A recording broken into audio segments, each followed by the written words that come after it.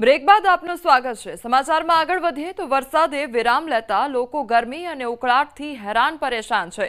એક તરફ અસહ્ય ગરમી અને બીજી તરફ વીજ પુરવઠાના ધાંધિયા જોવા મળી રહ્યા છે। વળી ગરમીનું વાતાવરણ સર્જાતા ખેતીના પાકોને સિંચાઈ આપવું જરૂરી બન્યું છે, પરંતુ ખેડૂતોને વીજ પુરવઠો નિયમિત નહીં મળવાના કારણે ખેતીના ઊભા પાક સુકાઈ રહ્યા છે। હાલ છોટાઉદેપુરના ગામડાઓમાં સ્થિતિ દયનીય છે। મધ્ય ગુજરાત વીજ કંપની ખેડૂતોને વીજ પુરવઠો પૂરો પાડવામાં તદ્દન નિષ્ફળ નીવડી હોય તેવા ખેડૂતો આક્ષેપ કરી રહ્યા છે। મારો છોકરો કે બાતી બધો અંધારામાં અમે હોઈએ એટલે લાઇટ વાળાને અમે કહેતા કે આજે આવશે કાલે આવશે કરીને વાયદા કરીને આજે પૂરા મહિનો થયો અરજી એટલે અરજી તો સાહેબ આવેલો પૂનમના દાડે રક્ષાબંધનના દિવસે ડીપી ભરી ગઈ તે દાડે સાહેબને બોલાવ્યા હેલ્પરને પણ આવ્યા નહીં, પેલું કીચડ ઉઠતું એટલે તેની પછી અઠવાડિયા પછી બીજા શનિવારે બોલાવ્યા તો આવીને પછી આ અરજી આલી પણ હજુ ડીપીનો કોઈ પતો છે નહીં। આ 3016 અમે નોનાથી નીંદીએ ગોળીએ બધી મહેનત કરીએ છે પણ અત્યારે લાઇટ મળતી નથી। અમને ડોલે ડોલે પોની સોટીએ છે ચેટાથી લાવીને દૂરથી। એમ કદાચ આ ટોમેટીની અંદર અમે આ પોની તો મળતું નથી, લાઇટ આવતી નથી એટલે પોની તો ભરાતું નથી। આ ટોમેટી કદાચ મરી ગઈ તો અમારા પૈસા જે હોતા એ તો જવાના। અમારે આ વરસાદ ગયા પછી આ ડીપી ની ચકાસણી કરવા બગડી એનો રિપોર્ટ કરાવે 1 મહિનો ઉપર થયો સમય। અહીંના સ્થાનિક હેલ્પર રાજુભાઈ એમને અમે જાણ કરી, એમને આવ્યા સ્થળ પર રિપોર્ટ કર્યો, તમારે ડીપી બદલવી પડશે તો એમને એમની રીતે કાગળો કરી રિપોર્ટ કર્યો। આજે 1 અઠવાડિયાથી હું દરરોજ સવાર સાંજ ફોન કરું છું તો કે રસ્તો નથી, રસ્તો બંને પુલ બગડેલા છે તો કઈ રીતે તમારે ત્યાં ડીપી આવે।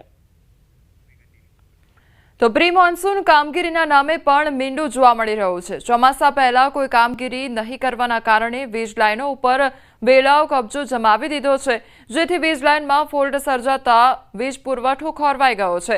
વીજ કંપનીના અધિકારીઓ નિયમિત વીજ પુરવઠો આપે તેવી ખેડૂતો માંગ કરી રહ્યા છે।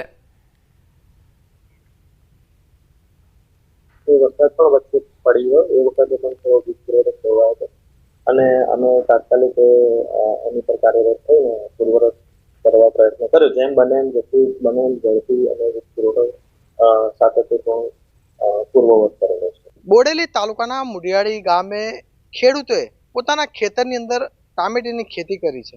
આપણે તસવીર બતાવવા માંગીશું। જે ખેડૂતો જે છે જે ડોલમાં પાણી લઈને જે ટામેટીની ખેતી કરેલી છે ત્યાં એ છોડને બચાવવાની કોશિશ કરી રહ્યા છે।